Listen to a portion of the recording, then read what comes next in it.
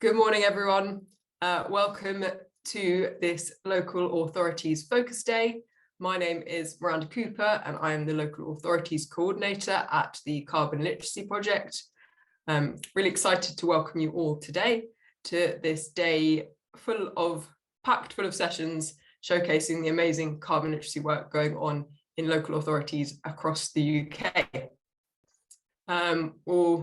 It's nice we can see the numbers trickling in now, which is nice. Once everyone's kind of got their morning brew and ready, I'm going to start the session by just doing a quick run through of the schedule for the day, just so you know what to expect. So have it on here. So yeah, we're starting the day off with an introduction to carbon literacy for local authorities. So the what, why and how. And then following on from that, at 10:15, we will have a session about carbon literacy for elected members. So this will be a case study from Scotland, from the Scottish Cities Alliance, the Improvement Service and Keep Scotland Beautiful, who are delivering to elected members across the Scottish cities. Then following on from that, at 11:15, we will have our panel event, where we'll be hearing from 4 carbon literate councils. We've got 4 carbon literacy trainers joining us on that to share their experiences. Then following on from that, we've got a networking opportunity at 12:30. This has got a separate sign up link, which I'll post in the chat in a minute. And that's just a really informal opportunity to have a chat with other local authority staff. Then going into the afternoon at 2 p.m, we've got a parish and town councils toolkit preview. This, again, you'll need to register via a separate link as it's an interactive session. It's going to include a taster activity from the toolkit within it. And then finally at 3:30, we've got a local authorities showcase talks. So we've got 3 talks. So we've got one from Zero Carbon Britain on their work with carbon literacy and training local authorities. And then we've got a talk from Sammy Gray at Wire Council about carbon literate leadership and how she approached training leadership. And finally, we've got a talk, Carbon Literacy from Regional Partnership to Local Communities. And that will be Hazel from Monmouthshire County Council talking about her experience and their council's journey through carbon literacy. So we've got a really exciting day planned, and yeah, really pleased to have so many of you here and hope you're able to stick around for the rest of the day. But to kick us off, I will be kind of introducing you to the concept of carbon literacy and the toolkits that we have on offer for local authorities. So I have actually ended up pre-recording this session purely because I've had a bit of a dodgy throat all week, and I wanted to save you all from having to listen to me cough throughout the half an hour first session. But I'll be around hopefully to answer any questions kind of live after the session. So I will just try to share my video. Hi, my name is Miranda Cooper and I am the Local Authorities Coordinator at the Carbon Literacy Project. Through this presentation, I will be introducing you to the concept of carbon literacy, its relevance to local authorities, and giving you an idea and some information about the toolkits that we have available to help kickstart training delivery within local authorities. So to start with, what is carbon literacy? So there is one and only definition for carbon literacy, and this was defined in November 2013. So carbon literacy is an awareness of the carbon costs and impact of everyday activities. But an awareness is not enough. Individuals also need the ability and motivation to reduce emissions on an individual, community and organisational basis. So this definition was refined by the Carbon Literacy Working Group following a baseline study.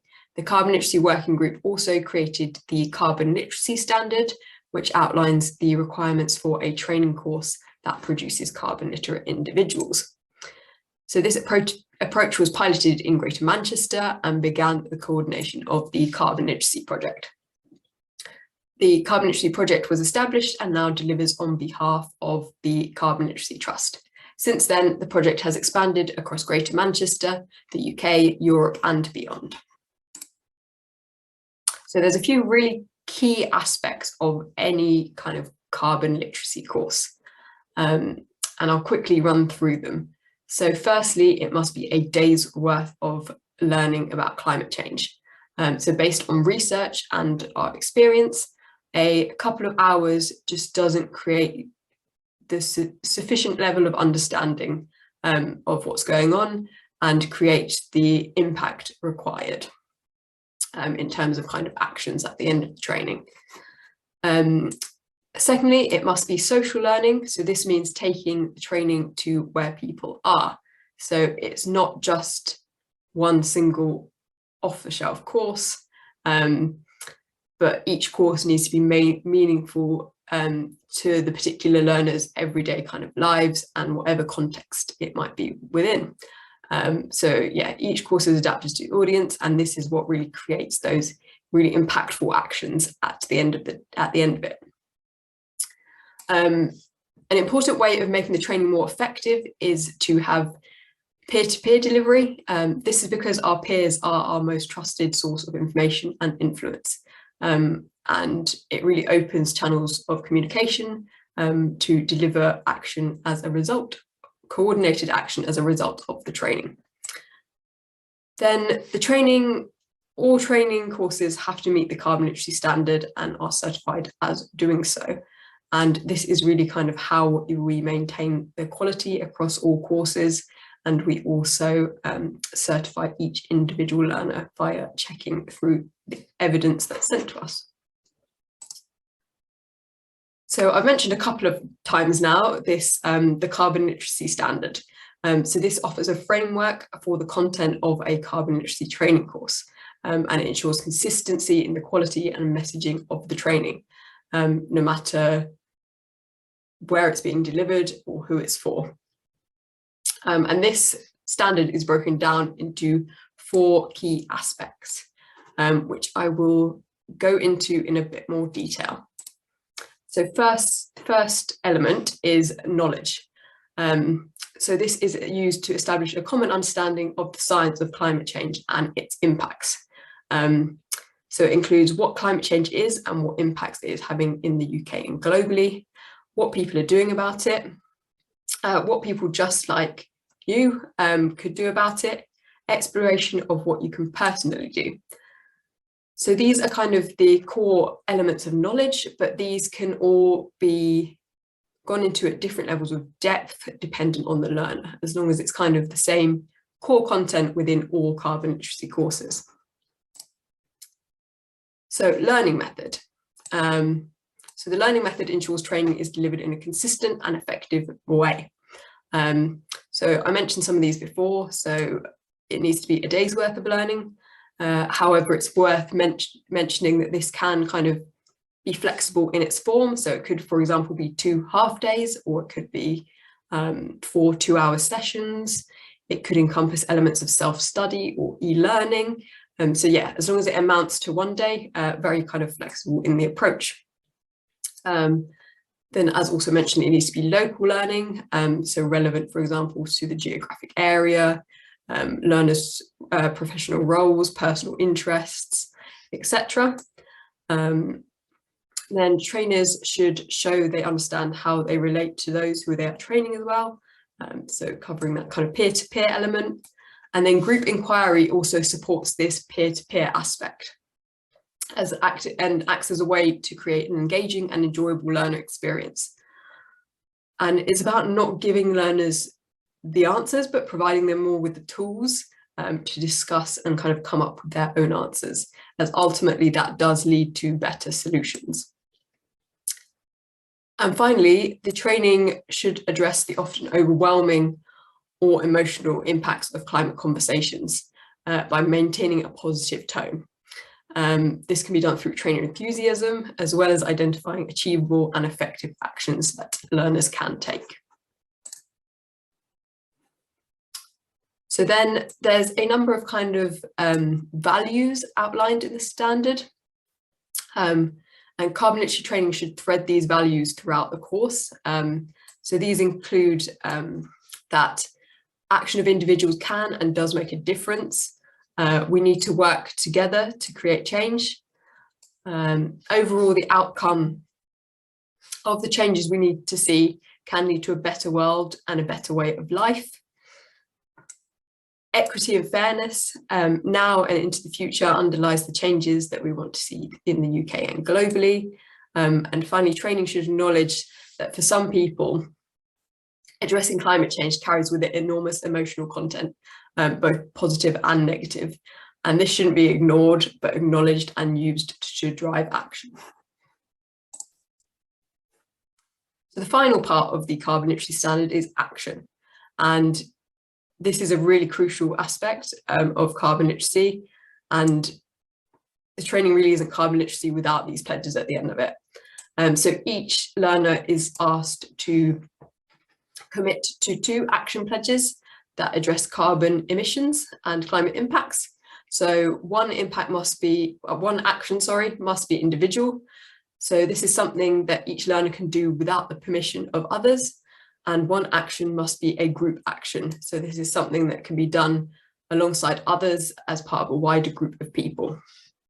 And both actions should be in the context of the training. So for example, within a local authority, if it's local authority training, and within that individual's kind of job role. And that's what kind of creates that cultural shift on an organizational level. So that's kind of what's in the standard. And then a couple of other things that's important to note with regards to the project is that we as a project do not deliver any training. So we are more kind of the official accrediting body that sits behind the training. So we certify courses and we certify learners. So each organization or audience devises their own training materials according to their sector and audience. And then they submit these materials to us at the project, and we will review them to maintain quality and consistency. And then we also kind of check through this quality as individual learner evidence is also sent back to us, and we check through that. And if we're kind of happy that people have made significant new actions, then we will award them with a carbon literacy certificate, which is lovely and displayed in that photo, and each one of these is individually numbered. So there's a few different certification pathways for people and for groups of people that we have at the project. So individuals can become certified, so become a carbon literate individual via attending a course and committing to actions. Then individuals can also become certified carbon literacy facilitators, trainers, or consultants. And this kind of certification really recognises individuals' training experience and skills as a trainer. Then on an organisational level, organisations can become certified carbon literate organisations. So this goes through from bronze all the way up to platinum with different criteria for each level. It's worth noting that this kind of scheme is voluntary and there are some costs associated with it, but it's a really good way of showing an organisation's commitment and engagement with climate action. And the kind of bronze level involves having a member of senior leadership certified as carbon literate. And then as the levels go up, it kind of gets more difficult, of course, and it moves on to kind of having a significant percentage of the workforce trained alongside other criteria. And then finally, we have a carbon literacy training organisation certification. So and this is one we will invite organisations to apply for if they are delivering significant amounts of training. So this is just a quick whistle-stop tour to show you the diversity of groups that we work with at the project. So we work across a massive range of sectors, sizes of organisations. So yeah, this is just to give a quick glance So these are a couple of the community groups which we engage with. So a real kind of diversity there in size, location. Then we work with a number of universities, so both in the UK and kind of globally. Then we work with a real range of local authorities and regional governments. We work with a number of NHS groups and organisations. And this slide just shows some of the other organisations that we work with. So we do kind of go into the private sector as well. And like some really interesting sectors getting involved. So for example, we very recently kind of launched and developed a toolkit in partnership with Auto Trader. So that's a kind of a very new toolkit. But yeah, that really is just a drop in the ocean.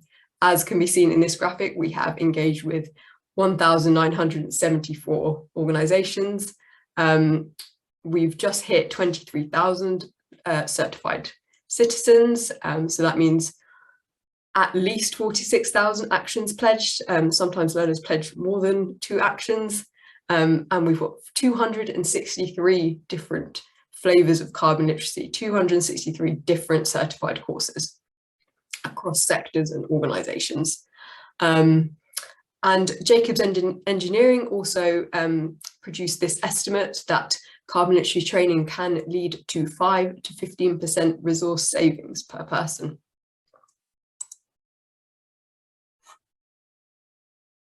So now moving on to speak about local authorities and our public sector toolkit initiative.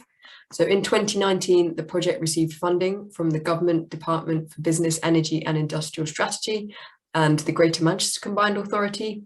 And this was to develop a number of carbon literacy toolkits for the public sector. So working specifically with universities, NHS, blue light services, central government and local authorities. And the aim of this was to make it easier for public sector organisations to quickly adopt carbon literacy training, reflecting the urgency for cultural and behavioural shifts within these sectors. A toolkit is an accredited carbon literacy course that has customisable slides and activities that offer organisations a fast pathway to carbon literacy rollout, removing the time and costs traditionally associated with course development. It's worth just noting we didn't just develop these toolkits ourselves. So for example, in local authorities, we developed a writing group of 10 to 12 local authorities to help with the development and piloting of resources. These are just some of the local authorities which helped, but not all of them are on there. Yeah, just some of the ones that helped along the way. So what exactly is a public sector toolkit? So some of the key aspects are that they are free to access for local authorities for the purposes of certified carbon literacy training delivery. The only associated kind of costs are a £10 certification fee per learner, and this is standard across all of carbon literacy and covers our administrative fees for evidence checking. This is the evidence that's sent to us in the form of the 2 action pledges from each learner. And all of the toolkits are designed for distance delivery, so via platforms such as Zoom or Teams, and they contain all the resources needed for training delivery. So that takes me on to what's in the toolkit. So each toolkit contains a getting started guide, which is really useful because there are quite a lot of documents in the toolkit, and the getting started guide just guides you through what's in the toolkit, what you need to know, how to prepare for your training, what to do after your training. So that's the best place to start when you receive the toolkit. The toolkit then also contains a slide pack. So that's really kind of all the slides you need. There's a few blue slides throughout, which you need to adapt to your local context, but other than that, you don't need to change anything.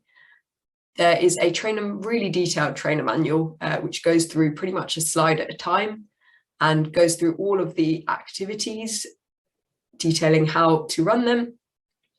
There is an activity sheet, which is essentially the online equivalent of a handout for the activities within the training. And then finally, there's also a trainer tips document. So kind of almost rewinding a little bit and looking at why we even develop these toolkits for local authorities. Why is it important? Why is the role of local authorities important? So this graphic is from the 2020 Committee on Climate Change report, and it shows the contribution of local authorities to UK emissions. So you can see that direct local authority emissions make up 2% of UK emissions. However, around a third of the UK's emissions are under the influence of local authorities. And this really just shows that an empowered public sector can really catalyse action across society. And the report goes on to kind of highlight these 4 particular areas which contribute to that kind of large influence. And these are energy, transport, housing and waste. And the training goes into each of these in a bit more depth and discusses them. So local authorities have a major influence in the UK's emissions, but how can carbon literacy help? So almost 3/4 of local authorities have declared a climate emergency now. And as many of you will know, this will lead to kind of climate action plans and net zero targets. And in order to kind of reach those targets, staff engagement and training is absolutely essential in helping to achieve the cultural shifts required. It's about kind of getting everyone on the same page and same level of understanding, because it is not just the responsibility of the climate change officer, it is the responsibility of all the employees, and everyone kind of needs to have a shared understanding. It's also important to consider that look at carbon literacy training as an investment. So not only will you have those resource savings mentioned earlier, but there will hopefully be wider co-benefits as well.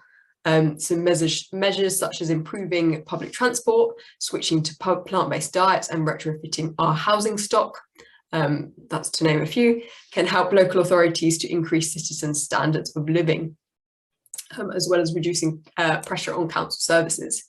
So this agenda shouldn't be framed as merely climate mitigation, but seen as improving the day-to-day lives of local authority staff and residents. So this is a really nice map, as it shows all of the local authorities who have delivered carbon literacy training or are actively delivering carbon literacy training at the moment. So it's currently over 50 local authorities, all across the country, as you can see. And those little red icons, they are bronze carbon literate certified organisations. So they have a member of senior leadership trained, and there's about 10 of them. And there's also 2 silver icons. So there's 2 silver certified carbon literate councils.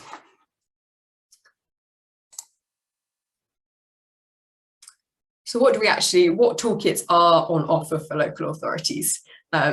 So we have 3 toolkits on offer at the moment. So we firstly have the generic staff course, which was launched in October last year. So it's about a year old now. But I say a year old, but updated on a regular basis. So we don't just kind of create them and then leave them to go out of date. And so that's suitable for kind of all local authority staff, and there's 3 pathways through which that course can be delivered. So each of these pathways just cover the beginning science section in a bit of a different fashion. So the first way is through the documentary pathway, which involves watching David Attenborough Climate Change: The Facts at the very beginning, and that covers kind of the science and impact side of things. In the second pathway is the workshop pathway, and that just kind of, instead of the documentary, the science side is covered via slides and lots of activities throughout that as well. And then the third pathway is an e-learning pathway. So the e-learning pathway involves the first half of the training being conducted independently on the e-learning platform that we have, and the second half is still kind of done via a workshop to make sure that that group inquiry is still encompassed within the training. There are some additional costs associated with that e-learning pathway due to the licenses for the e-learning platform, Then we fairly recently, kind of middle of this year, we launched 2 new toolkits, so a leadership and management toolkit and also an elected members toolkit. And these are just a bit more kind of bespoke to those particular learners. Essentially, that should then create greater impact and more relevant actions. Then we also have a parish and town councils toolkit in the works at the moment. So we have actually kind of got a first draft together for that course, and it's being piloted at the moment. So we've had 2 organisations pilot it, and I think we've got 2 more to go. And after that, we'll make any amendments and hoping to launch that early next year. And we also have a community leaders toolkit in motion, and this is for local authority delivery to community leaders within the region, and hopefully that will be released at some point next year as well. So now I'm just going to show you a few extracts from the toolkits to give you an idea of kind of what is included. So these extracts are from the trainer manual. So you can see from that the very detailed schedule that's included in each of the toolkits. We've tried and tested all the timings, so it's all broken down, and there's even the activities are color coded based on kind of whether it's a video, a breakout room activity. So very detailed. And then on the other side, you can see kind of the breakdown per slide. So it's got all the kind of information you need to communicate to learners for each slide. So this really just shows how detailed and comprehensive the trainer manual is. And we always give the example of Winchester City Council, who piloted the toolkit for us, and I think we sent it to them on the Monday and they delivered the training on the Thursday. So quite an extreme example, but really just shows how quickly it can be picked up.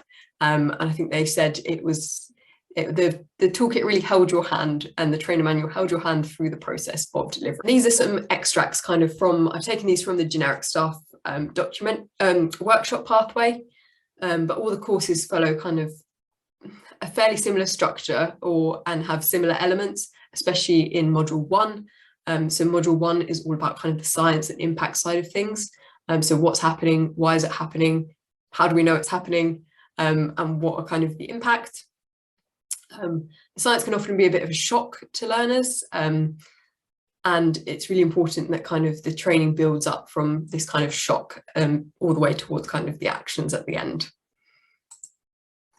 So then module 2 of the generic staff course looks at equity and vulnerability, the role of local authorities, and also co-benefits. So that larger image there is an extract from the co-benefits activity, which is a really key aspect of the course, and looks at promoting actions which are financially and socially feasible. And then moving on to module 3. So module 3 looks at the policy position, going from kind of the global to the local level. And there's a kind of blue slide there as well, which is one of the ones that needs to be adapted to your local context. So that is using something called the Tyndall tool to adapt the figures to find your council's current carbon budget and time left in the budget. And then so module 3 then looks at carbon footprints and examples of actions currently going on in local authorities. So some really good case study examples to help provide inspiration.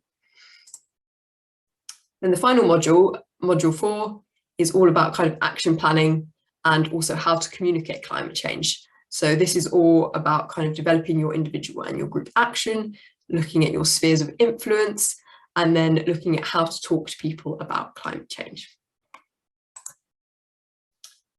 So moving on to kind of, I've taken a few extracts from the elected members toolkit to give you an idea of how this one differs to the generic staff toolkit. So there's a real emphasis in the elected members toolkit on communication and communicating climate change, particularly with constituents. So for example, one of the key new activities is based on Britain Talks Climate, which was research conducted by Climate Outreach, and looks at how communications can be adapted based on who you are speaking to, and how it's really important to be able to tune into their values. There's also a really good new activity on levers of influence, and yeah, a real emphasis on kind of helping constituents and the role of elected members. Then the leadership and management toolkit has a particular emphasis on leadership within an emergency and what that involves, a real focus on action planning and looking at the levers of influence.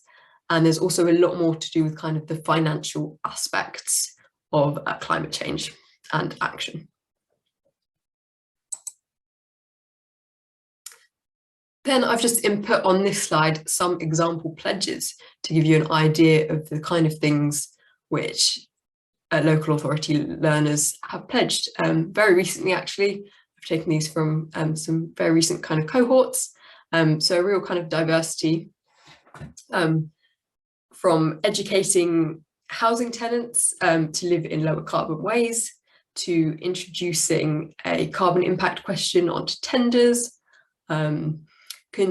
supporting teams to work from home, working with the ICT manager and team to assess the carbon impact of ICT equipment, and finally offering help to people across different departments within the council to reduce carbon emissions generated through various council projects rather than working in silo. Moving on to getting started. So how can you get started with carbon literacy training in your local authority? So there's a few key steps. It's quite a flexible approach, but this is kind of, I'll go through a bit of kind of the traditional route. So firstly, we would always say as a first step, attend a carbon literacy training course yourself. This is really useful to see how it runs from a learner perspective. So firstly, check if your council are already running carbon literacy training. They might well be. Then if they're not, you can attend an open training course. There's a number of training providers who offer open courses. These are based on, actually, they use the local authorities toolkits. So you'll see kind of gives you a really good idea of how the toolkits run. So at the moment, the providers that do this are APSI, the Centre for Alternative Technology, and the LGA are also offering training to kind of council leaders and elected members at the moment. You could alternatively get an external trainer in to deliver to a kind of initial cohort. This might be if you prefer to kind of train 15 of your staff rather than sending 1 or 2 on an open course. The final kind of option would be to attend another council's training. And this often works really well if maybe you've got a council locally to you who you kind of are in partnership with, who may already be running the training. So the second step, once you've kind of attended training, know how it runs, would be to set up a pilot within your organisation. So this could be run internally via internal staff or via an external trainer. We usually say kind of, especially if you're kind of training internally for the first time, test it out with a friendly pilot audience. So this might be kind of your wider team or some people, volunteers who are maybe interested in becoming trainers in the future and are already kind of on board with the topic. And for a pilot, we'd say approximately 12 kind of learners, and we always recommend a trainer and a facilitator in the room. So the facilitator is very much to kind of help out with the online aspects, so monitoring the chat box and getting people into breakout rooms, so the trainer can concentrate on the material. And it's this initial pilot that can really help to catalyse action across the council. The number 3, so thinking about further rollout. So we often say, especially if you might not have kind of buy-in from your council yet, Start by targeting key cohorts, so leadership, often getting leadership involved and trained helps them to kind of see the value and then want to roll it out potentially to their department. We've seen this happen quite often in the past. We always say kind of 15 learners per session for online training, plus a trainer and a facilitator. You can increase that learner number, we just say have more facilitators in the room. And then you can look to cascade the training throughout your organization. And this could be done by kind of a train the trainer approach. So once a staff member's kind of attended training, you might look for volunteers of those who've attended training who might then want to deliver training themselves. So this means that the council isn't reliant on kind of 1 or 2 trainers. And then you can look to become a certified carbon literate organisation. So we understand that securing buy-in initially can be a real challenge. So we actually produced a really useful resource to kind of help local authorities with this. So it's called the Making the Case for Carbon Literacy document, and it's on our webpage, and it just addresses a lot of the common questions and barriers, and it's also got really great testimonials in it. So that's a really good resource to look at if you're putting a proposal together. And then, yeah, use the testimonials from your pilot and just promote the value, impact and importance of carbon literacy training and how it can help the council to meet its wider objectives. So to finish off, looking at kind of what the next steps are if you would like to get involved.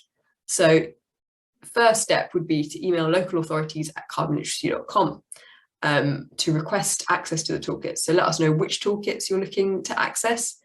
As a standard, we always like to have a call with local authorities before we send the toolkits through. This is just because we want to know a little bit about what your plans are and answer any questions you might have.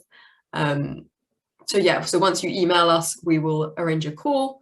Then you can also visit the Local Authorities Toolkits webpage. So this is kind of the webpage with all information on it. And there are previews of each of the toolkits available on there. So that can be really useful if you want to show colleagues. Then also on that webpage is the Making the Case for Carbon Literacy document. And elsewhere on our website, you can visit our events page. And this is where you will find any upcoming open carbon literacy courses. I would also recommend signing up to our newsletter. So our local authorities newsletter is sent out on a quarterly basis and is our main means of communication with local authorities. And finally, I would say contact other councils who are carbon literate. It's often those discussions that are the most valuable, and hearing how other people have gone on their journey towards delivery. And that's what a few of our events coming up later will also help with this, hopefully.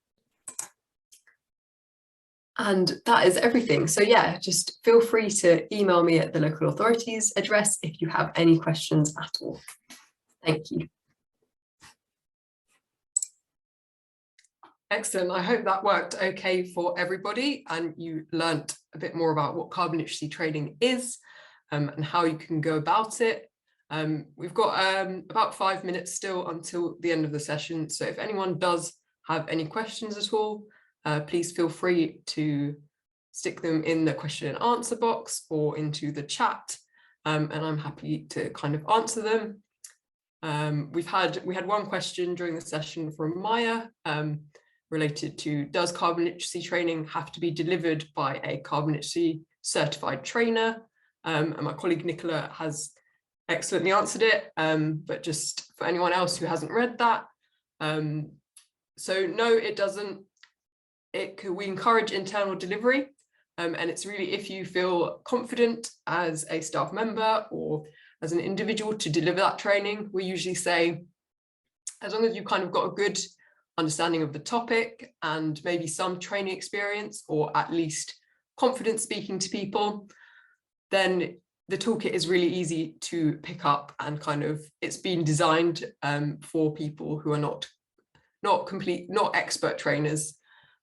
We do also have APSI offer train the trainer courses, which are really useful in kind of helping individuals who might not have that training experience to really build those skills. and get started with Toolkit delivery. It really works. I think that the course is designed, the trainer is designed to kind of help you set up the Toolkit as well, and really get started. So yeah, there's no kind of official requirements for delivering training as such. We would just say always attend a course first and become carbon literate, because it just really helps with the process. It's really useful to see it from that kind of learner perspective. So it really, yeah, really helps in that sense. Can't see any other questions coming through. But yeah, do feel free to just drop me an email with any questions at all. Always kind of happy to help. And I will just post the link to the networking and town and parish councils events as well in the chat box, in case you were interested in signing up to those, which are taking place later this afternoon. There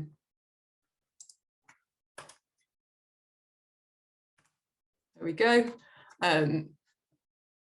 But yeah, I think if there's no further questions, we can bring this session to a close, and hopefully we'll see some of you at 10:15 for the next session, all about kind of elected members delivery to Scottish councillors.